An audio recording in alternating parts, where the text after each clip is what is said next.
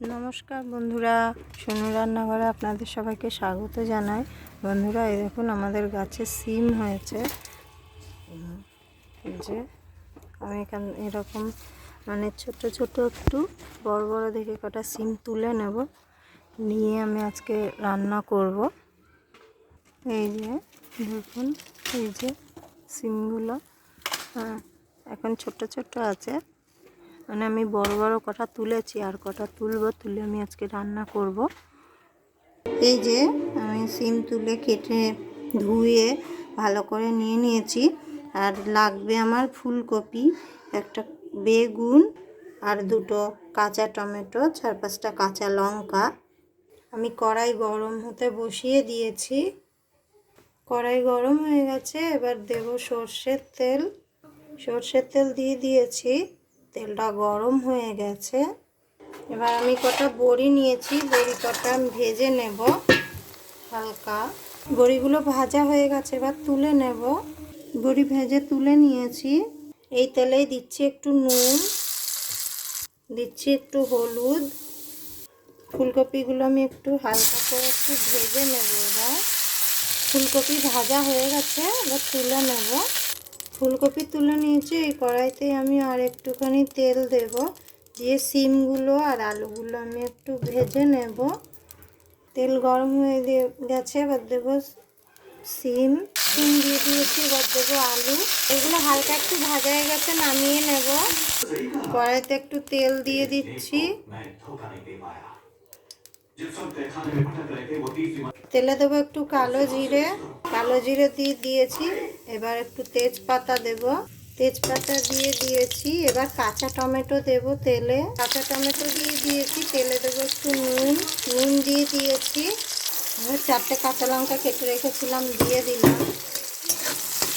এবার দিচ্ছি বেগুন। বেগুন দিয়ে ভালো করে মেশানো হয়ে গেছে। এবার আমি এই যে সব একসাথে করে রেখে দিয়েছি, এইগুলো আমি দিয়ে দেব।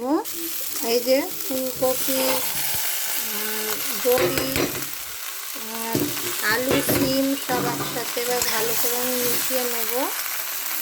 এবার দিচ্ছি হলুদ, দিচ্ছি নুন। আমি আগে যেহেতু নুন দিয়েছি, ওই জন্য আমি এখানে 1 চামচ নুন দিলাম। দেবো জিরের গুঁড়ো,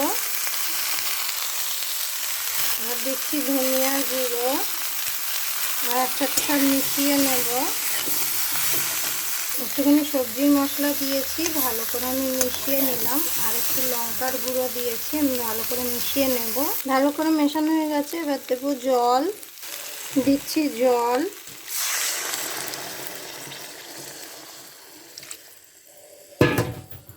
এবার ভালো করে একটু মিশিয়ে দিচ্ছি, দিয়ে এবার আমি এটা ঢেকে দেব। ঢেকে দিচ্ছি আমি 5 মিনিট মতো ঢাকছি। এবার আমি ঢাকনাটা খুলে একটু দেখে নেব।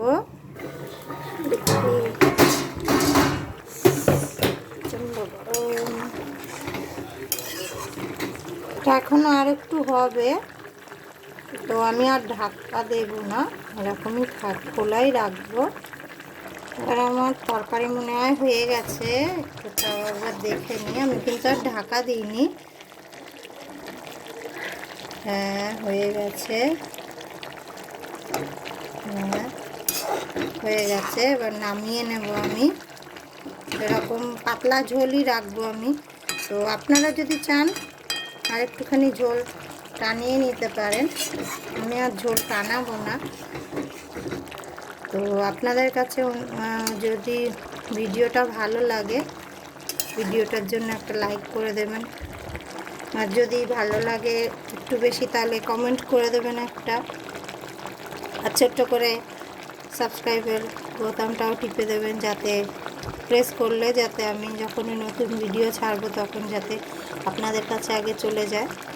এবার আমি তরকারিটা নামিয়ে নেব। নামিয়ে নিয়েছি আমি। তো বন্ধুরা, দেখা হবে আবার অন্য কোনো দিন অন্য কোনো ভিডিও নিয়ে। ততক্ষণ আপনারা সবাই সুস্থ থাকবেন, ভালো থাকবেন। বাই বাই বন্ধুরা।